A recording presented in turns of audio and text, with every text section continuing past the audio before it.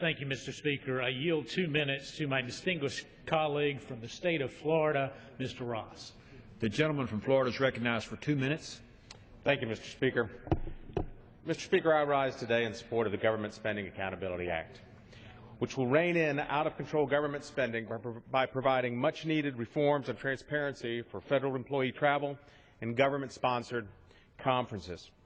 As someone who introduced similar legislation last year, I want to thank Chairman Farenthold for his continued work on this important issue. Mr. Speaker, reports of lavish and out-of-control spending by various federal agencies, most notably the General Services Administration, have highlighted the need for serious reform to these types of fiscally irresponsible practices. However, other agencies have been responsible for carelessly wasting taxpayer funds as well.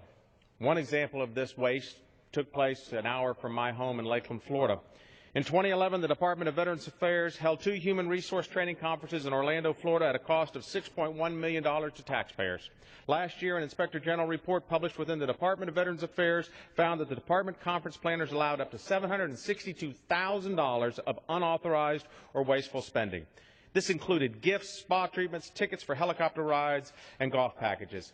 Mr. Speaker, the men and women in uniform are some of the best and proudest that America has to offer. They take an oath to uphold not only the Constitution of this United States, but also to give the ultimate sacrifice of their lives. Here, the Veterans Administration agency that is charged with making sure that their benefits are adequately and appropriately provided has been indicted with wasting these taxpayer dollars.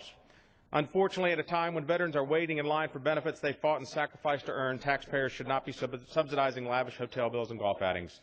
Once again, I want to thank the Chairman for introducing this legislation and encourage all my colleagues to join me in passing this good government legislation. I yield back the balance of my time. The gentleman yields back. Gentleman from